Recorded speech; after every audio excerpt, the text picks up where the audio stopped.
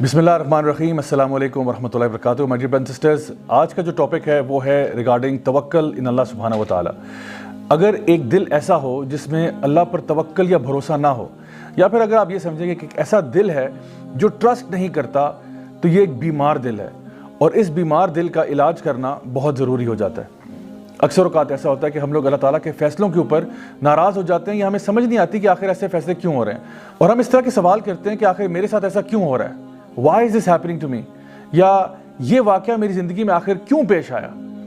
اللہ سبحانہ تعالیٰ اپنے نیک بندوں کے بارے میں ارشاد فرماتے ہیں کہ الا ان اولیاء اللہ لا خوف علیہم ولا هم یحزنون، کہ یقیناً جو اللہ کے ولی ہوتے ہیں، جو اللہ کے دوست ہوتے ہیں، نہ تو ان کو خوف ہوتا ہے اور نہ ان کو غم ہوتا ہے. یعنی نہ تو وہ فیوچر کے بارے میں خوفزدہ ہوتے ہیں، کیونکہ ظاہری بات ہے جب انسان فیوچر کے بارے میں سوچتا ہے تو اس کو خوف پیدا ہو سکتا ہے کہ مجھے فلاں چیز، میرا بزنس کامیاب نہیں ہوگا، یا مجھے بیماری لگ جائے گی، یا فلاں چیز مجھے کاٹ جائے گی. مطلب یہ اس قسم کے خوف جو فیوچر کے ہوتے ہیں وہ انسان کی زندگی میں آ جاتے ہیں.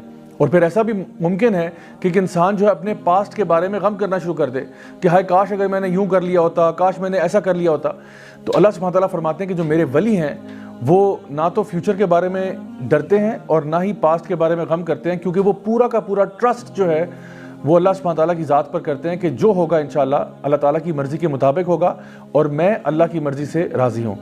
اللہ سبحانہ تعالیٰ سورہ توبہ میں ارشاد فرماتے ہیں کہ قُل لَن يُصِيبَنَا إِلَّا مَا كَتَبَ اللَّهُ لَنَا هُوَ مَوْلَانَا، کہ یقیناً کچھ بھی تمہاری زندگی میں نہیں ہوگا سوائے کہ وہ پہلے سے لکھ دیا گیا ہے، اور اللہ تمہارا مولا ہے، اور مومنین جو ہیں وہ پھر اللہ پر ہی توکل کرتے ہیں. تو یہ کتنی پاورفل آیت ہے قرآن مجید میں کہ جہاں پہ ہمیں یہ بتایا جا رہا ہے کہ جو کچھ ہوگا وہ اللہ کی مرضی کے مطابق ہوگا، اور یقیناً اللہ کی مرضی ہماری مرضی سے بہت بہتر ہے. اللہ سبحانہ تعالیٰ فرماتے ہیں سورہ توبہ کی آخری آیت میں فَإِن تَوَلَّوْا فَقُلْ حَسْبِيَ اللَّهُ لَا إِلَهَ إِلَّا هُوَ عَلَيْهِ تَوَكَّلْتُ وَهُوَ رَبُّ الْعَرْشِ الْعَظِيمِ، کہ اگر وہ آپ سے منہ پھیر لیں تو پھر حسبی اللہ، اللہ میرے لیے کافی ہے، لا الہ الا ہو، میں اللہ کے سوا کسی کی عبادت نہیں کرتا، علیہ توکلت، اور اگر توکل کرتا ہوں، اگر بھروسہ کرتا ہوں تو اللہ پر ہی کرتا ہوں. کیوں کرتا ہوں؟ وَهُوَ رَبُّ الْعَرْشِ الْعَظِيمِ، کیونکہ عرش عظیم کا مالک جو اللہ ہے.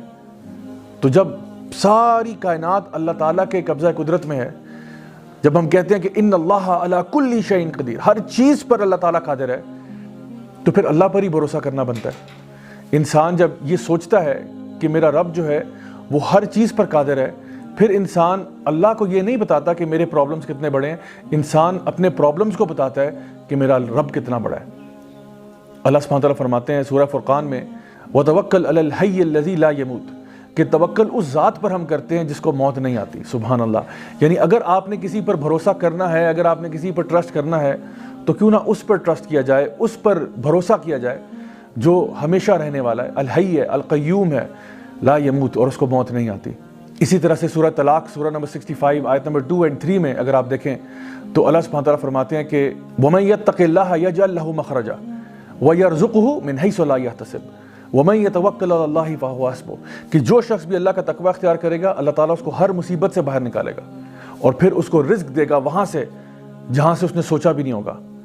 اور جو لوگ اللہ تعالیٰ پر توکل کر لیتے ہیں اللہ ان کے لیے کافی ہو جاتا ہے. مائی ڈیئر برادرز اینڈ سسٹرز، تھوڑی دیر کے لیے ذرا سوچئے کہ اگر ہم اللہ پر بھروسہ کریں تو اللہ تعالیٰ کہتا ہے میں تمہارے لیے کافی ہو جاتا ہوں. تو اگر اللہ ہمارے لیے کافی ہو جائے تو اس کے بعد زندگی میں کوئی ٹینشن رہتی ہے، کوئی پریشانی رہتی ہے؟ سو اس لیے دل کے اطمینان کے لیے، دل کے سکون کے لیے اللہ تعالیٰ پر بھروسہ کرنا سیکھیں. اور آپ یقین جانیں کہ اگر پورے اسلام کی روح نکالی جائے، جیسا کہ سورہ زاریات میں اللہ تعالیٰ فرماتے ہیں وَمَا خَلَقْتُ الْجِنَّ وَالْإِنسَ إِلَّا لِيَعْبُدُونَ، کہ میں نے جنوں کو اور انسانوں کو کسی مقصد کے لیے پیدا نہیں کیا سوائے اس کے کہ وہ اللہ کی بندگی کریں. تو اللہ کی بندگی کا مطلب یہ بھی ہے کہ اللہ تعالیٰ کو اپنا رب مان کے، رب جان کے اللہ پر بھروسہ کیا جائے. زندگی میں جو کچھ ہوگا انشاءاللہ الرحمن اللہ تعالیٰ کی مرضی کے مطابق ہوگا. ہم نے اپنی طرف سے کوشش ضرور کرنی ہے، کسی بھی راہ کی طرف ہم جاتے ہیں، کسی بھی پاتھ کو ہم لیتے ہیں، ہم نے اپنی طرف سے کوشش ضرور کرنی ہے. جیسا کہ نبی کریم صلی اللہ علیہ وسلم کی حدیث میں ترمذی شریف میں آتا ہے کہ ایک شخص، ایک صحابی تھے جو کہ اپنا اونٹ انہوں نے ایسے آزاد چھوڑا ہوا تھا. تو نبی کریم صلی اللہ علیہ وسلم نے ان سے پوچھا کہ بھئی تمہارا اونٹ ایسے آزاد پھر رہا ہے، آخر کیا وجہ ہے اس کی؟ تو انہوں نے کہا کہ میں اللہ پر توکل کر رہا ہوں. تو آپ صلی اللہ علیہ وسلم نے فرمایا کہ نہیں، توکل یہ نہیں ہے. توکل یہ ہے کہ پہلے اپنے اونٹ کو باندھ لو، اس کے بعد اللہ تعالیٰ پر بھروسہ کرنا. So my dear brothers and sisters, ہمارے لیے ضروری یہ ہے کہ ہم جب بھی کوئی کام زندگی میں کرنے جاتے ہیں اپنی طرف سے حق حلال کا کام کریں، پوری کوشش کریں، پوری محنت کریں. اگر ہو گیا الحمدللہ، اگر نہیں ہوتا تب بھی ثم الحمدللہ، کیونکہ جو کچھ بھی ہوگا اب اللہ کی مرضی کے مطابق ہوگا. اور جب ہمیں یہ بات سمجھ میں آ جائے گی تو پھر ہم لوگ خوش ہو جائیں گے. یعنی انسان اداس کیوں ہوتا ہے؟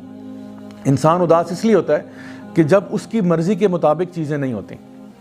ہم یہ چاہتے ہیں کہ ہر چیز جو زندگی میں ہوگی وہ ہماری مرضی کے مطابق ہو، لیکن the fact of life is کہ زندگی میں کئی چیزیں ایسی ہوں گی جو آپ کی مرضی کے مطابق نہیں ہوں گی، نہ ہی وہ آپ کے ٹائم ٹیبل کے مطابق ہوں گی.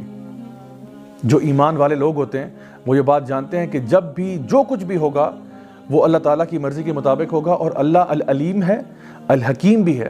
اللہ میرے سے علم میں بھی زیادہ ہے، اللہ تعالیٰ حکمت میں بھی مجھ سے زیادہ ہے. تو اس لیے اللہ کا جو فیصلہ ہوگا وہ میرے فیصلوں سے بہتر ہوگا.